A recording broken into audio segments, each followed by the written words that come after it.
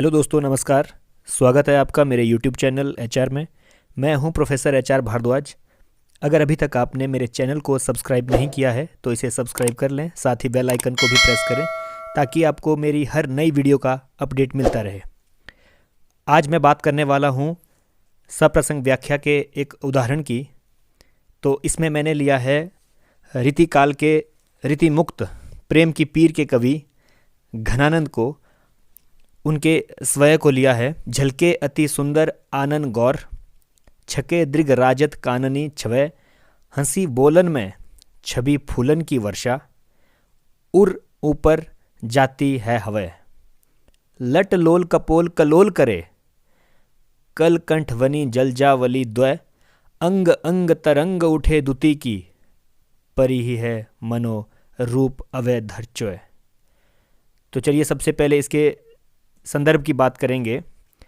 प्रस्तुत स्वया प्रोफेसर कुमार कृष्ण द्वारा संपादित हिंदी की पाठ्य पुस्तक रचना पुंज में संकलित है, जो कि रीतिकाल के रीतिमुक्त कवि घनानंद द्वारा रचित है।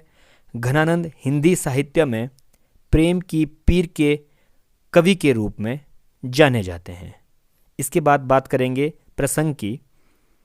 प्रस्तुत स्वय में घनानंद ने अपनी प्रियतमा सुजान के रूप सौंदर्य का चित्रण किया है।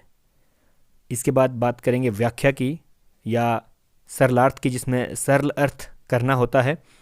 कवि कहते हैं कि नायिका सुजान का गोरा मुख सुंदरता से झिलमिला रहा है। उसकी आंखें इतनी लंबी हैं कि कानों को छूती हुई शोभा पा रही हैं। जब वह हंसती और बोलती है, ऐसा लगता है मानो जैसे मन पर फूलों की वर्षा कर रही हो। उसकी आवाज़ सुनकर दिल खुशी से झूम उठता है। उसके बालों की चंचल लटें उसके सुंदर मुख पर क्रीड़ा कर रही हैं। उसके गले में मोतियों की चमकदार माला चमक रही है। उसके अंग अंग से चमक की लहरें सी उठ रही हैं। ऐसा प्रतीत होता है मानो उसका रूप सौंदर्य अभी अभी धरती पर चू पड़ेगा या गिर पड़ेगा। अब बात करेंगे भावार्थ की कि इस स्वय का क्या भावार्थ है। कवि के कहने का भाव अथवा तात्पर्य यह है कि नायिका सुजान अत्यंत सुंदर है। इसके बाद बात करेंगे विशेष की, जो पद्यांश की व्याख्या का सबसे महत्वपूर्ण अंग माना जाता है। विशेष में सबसे पहले बात करेंगे भाषा की। प्रस्तुत स्वय में ब्रज भाषा का प्रयोग हुआ है। शब्द चयन तत्सम शब्दावली की स्वय में प्रधानता है।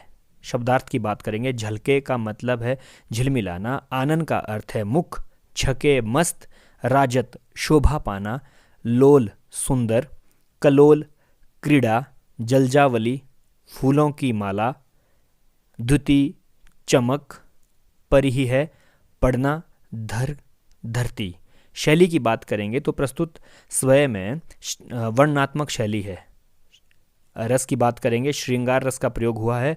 अलंकार लट लोल कपोल में ल वर्ण की पुनरावृत्ति के कारण अनुप्रास अलंकार है।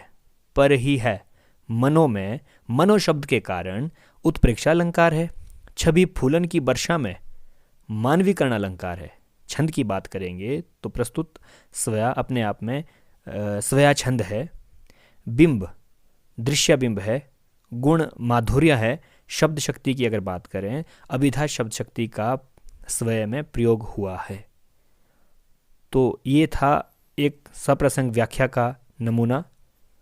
बहुत बहुत धन्यवाद।